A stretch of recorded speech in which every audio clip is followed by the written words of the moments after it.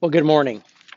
Like I did with Psalm 40 and also I'll be doing with Psalm 42, just wanted to share some of the art that is around the congregation here at Christ Church where I serve. This is a piece that is in our fellowship hall downstairs. I don't know the exact title of it. The artist is a German artist from the first half of the 20th century named Fritz Eichenberg. Um, and as you look closely at it, and I'll put a picture up of this with a little more detail, you'll see this depiction of Jesus around a table with a wide diversity of people. Now, if this painting was done today, this was done probably in the first half of the 20th century. You'll notice that they're all men around the table of this depiction of Jesus eating with the poor.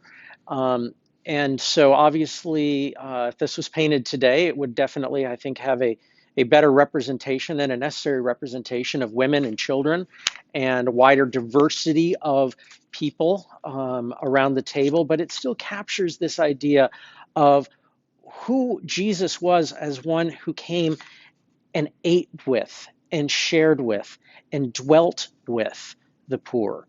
And that, as some have shared, and I think are absolutely right, that there is, God has a preference almost for the poor. You see that throughout the scriptures, in the Hebrew scriptures, in the Christian scriptures, in all of them. And you see that also in this Psalm 41 for today. Happy are those who consider the poor. The Lord delivers them in the day of trouble. The Lord protects them and keeps them alive. They are called happy in the land. You do not give them up to the will of their enemies. The Lord sustains them on their sick bed. In their illness, you heal all their infirmities. As for me, I said, O Lord, be gracious to me. Heal me, for I have sinned against you. My enemies wonder in malice, when will I die and my name perish? And when they come to see me, they utter empty words. While their hearts gather mischief, when they go out, they tell it abroad. All who hate me whisper together about me, and they imagine the worst for me. They think that a deadly thing is fastened on me, that I will not rise again from where I lie. Even my bosom friend in whom I trusted, who ate of my bread, has lifted the heel against me. But you, O Lord, be gracious to me and raise me up that I may repay them. By this I know that you are pleased with me, because my enemy has not triumphed over me. But you have upheld me because of my integrity and set me in your presence forever. Blessed be the Lord, the God of Israel, from everlasting to everlasting. Amen and amen. Our poet for today, Mihi Kim Court, focuses on the very first verse, verse 1. And as you hear this, I want you to reflect on the last person you saw for whom this poem represents, and you'll understand what I mean when I read it. It is called Do You. She stands on the corner of the intersection you drive by each morning and each afternoon. A different sign, pink backpack and a bike on the ground. The poor you always have with you. Do you see them? They see you.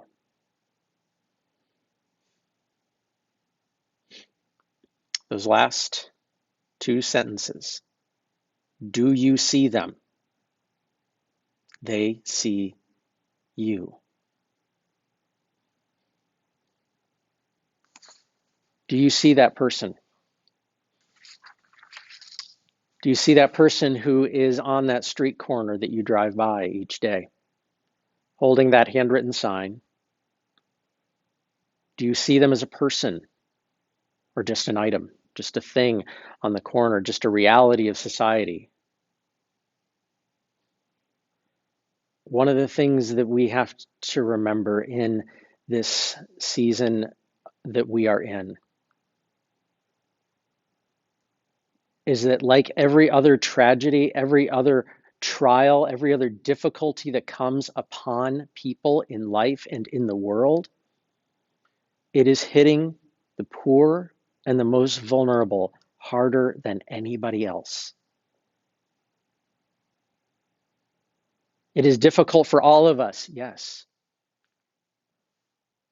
But the reality is the numbers, even just on the literal numbers of people who are getting sick and dying from COVID-19, is it is affecting people of color far more than it is others. It's affecting those who have little to no safety net far more than any of the rest of us.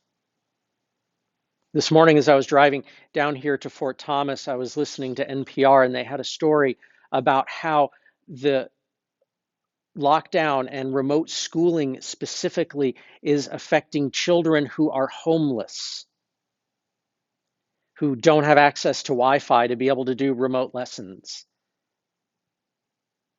or who are moving around day by day, may not have a computer even to access.